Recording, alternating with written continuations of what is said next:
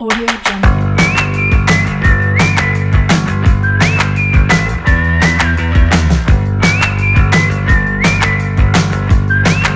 Audio Jungle.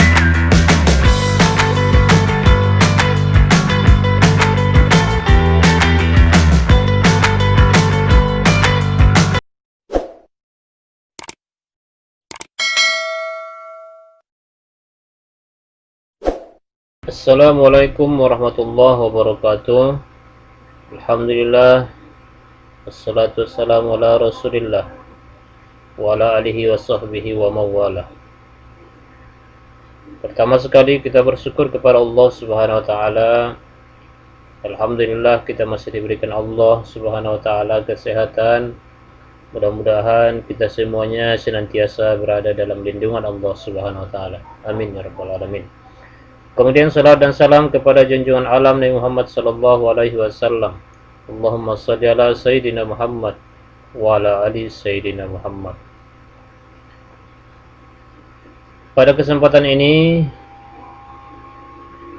kita belajar agama Islam untuk anak-anak kelas 3 dengan materi Allah Subhanahu wa taala Maha Esa dan Maha Pemberi. Sebelum kita mulai pembelajaran ini, marilah kita sama-sama berdoa kepada Allah Subhanahu wa taala. Mudah-mudahan anak-anak semuanya dapat memahami pembelajaran ini dengan baik. Bismillahirrahmanirrahim. Rabbi zidni ilma warzuqni fahma. Walhamdulillahi rabbil alamin. Anak-anak semuanya, Allah Subhanahu wa taala Maha Esa artinya Allah itu satu atau Allah itu tunggal dan Allah itu tidak berbilang. Itu arti Allah Subhanahu wa taala Maha Esa. Di dalam Al-Qur'an Allah Subhanahu wa taala menjelaskan dalil tentang keesaan Allah Subhanahu wa taala. Terdapat dalam surat Al-Ikhlas ayat 1 sampai 4. A'udzu billahi minasy syaithanir rajim. Bismillahirrahmanirrahim. Qul huwallahu ahad. Allahus samad. Lam yalid wa lam yulad wa lam yakul lahu kufuwan ahad. Ayat pertama, Qul huwallahu ahad. Katakanlah Muhammad bahwasanya Allah itu Maha Esa. Jadi ayat ini menjelaskan tentang keesaan Allah Subhanahu wa taala. Dalil tentang Allah itu Maha Esa. Artinya Allah itu satu, Allah itu tidak berbilang. Yang kedua, Allahus Samad. Allah tempat bergantung segala sesuatu. Kita sebagai makhluk Allah bergantung atau berharap kepada Allah Subhanahu wa taala. Memohon sesuatu kepada Allah Subhanahu wa taala. Pertolongan kita mohon kepada Allah, rezeki kita mohon kepada Allah. Semua yang kita butuhkan mohonlah kepada Allah. Lam yalid wa lam yulad. Allah itu tidak beranak dan tidak diperanakkan. Maksudnya Allah itu beda dengan makhluknya.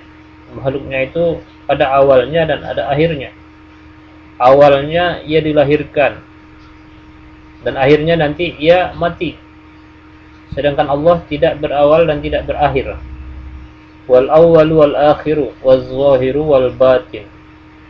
Allah itu tidak beranak dan juga tidak diperanakkan. Walam yakul lahu kufuwan ahad. Bahwasanya tidak ada yang setara dengan Allah. Tidak ada yang sama dengan Allah Subhanahu wa taala. Pasti tidak mungkin sama Sang Pencipta dengan makhluknya. Kalau masih sama yang menciptakan dengan yang diciptakan, itu masih baharu namanya, ataupun masih makhluk namanya. Tetapi Allah berbeda dengan apa yang ia ciptakan. Allah pasti berbeda dengan makhluknya.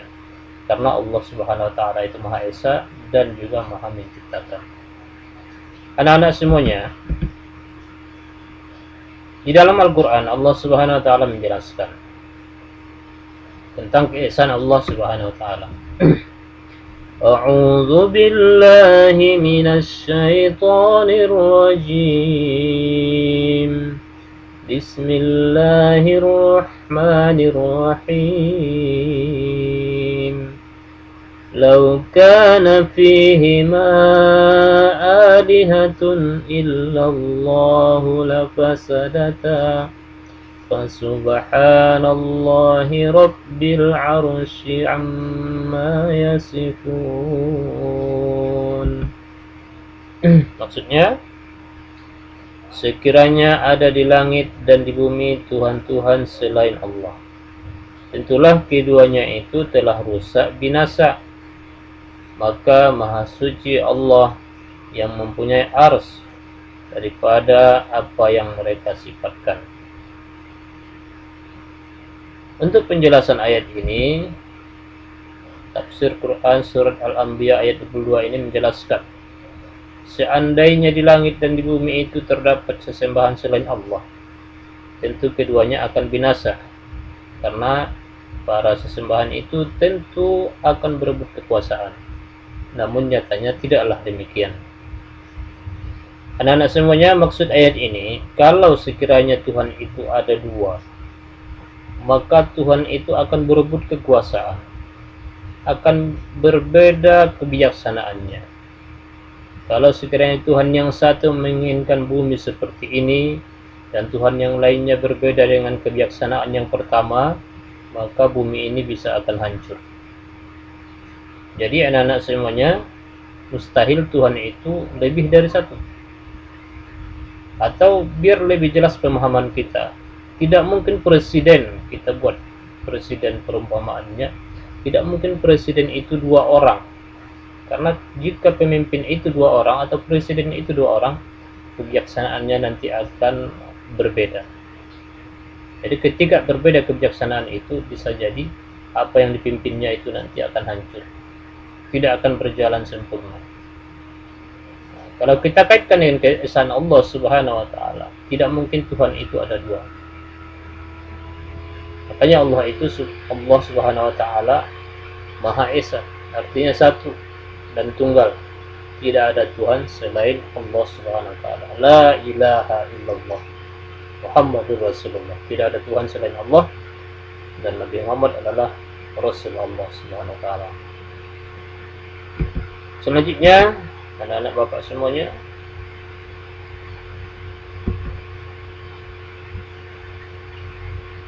dengan mengakui Allah itu Maha Esa, maka kita dilarang untuk berbuat syirik kepada Allah. Syirik itu artinya apa? Syirik itu artinya menyembah selain Allah. Orang yang berbuat syirik namanya musyrik. Orang musyrik itu tempatnya di neraka jahanam. Jadi orang yang melakukan perbuatan syirik itu adalah orang musyrik, sedangkan perbuatannya itu namanya syirik. Apa-apa saja contoh perbuatan syirik tersebut?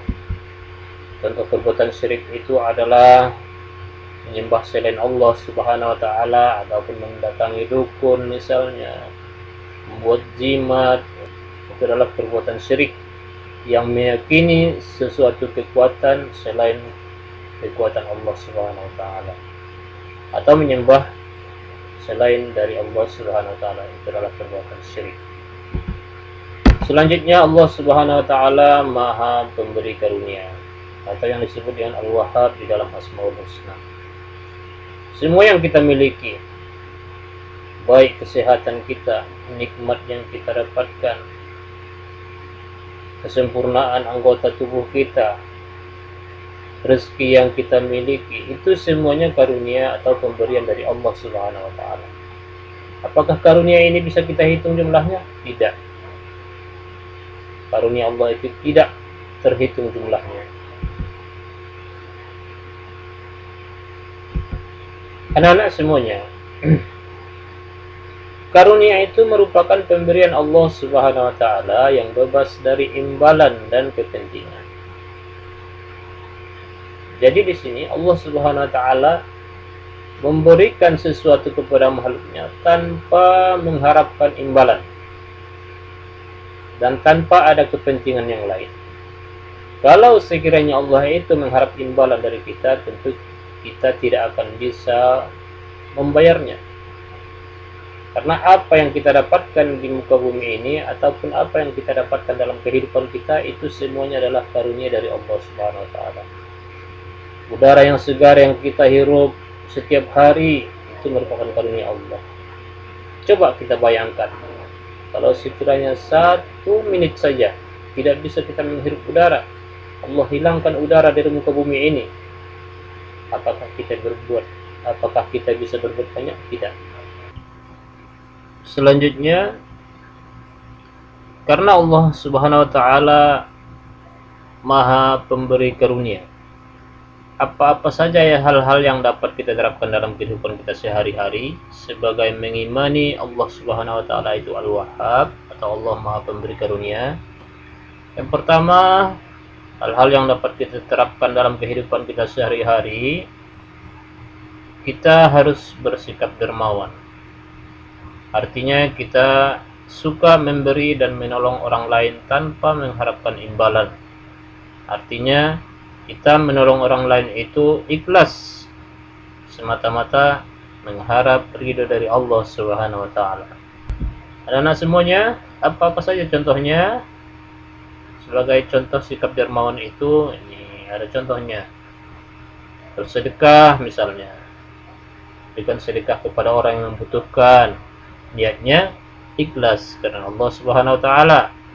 Karena dengan perbuatan ini termasuklah orang yang bersyukur atas pemberian Allah Subhanahu wa taala. Apalagi contohnya? Ini memberikan santunan atau bantuan kepada lembaga-lembaga ataupun kepada perorangan. Lembaga-lembaga misalnya panti asuhan. Kita berikan bantuan ke panti asuhan karena di situ banyak juga orang yang membutuhkan. Dengan perlakuan ini maka kita termasuk orang yang bersyukur atas karunia yang diberikan Allah kepada kita.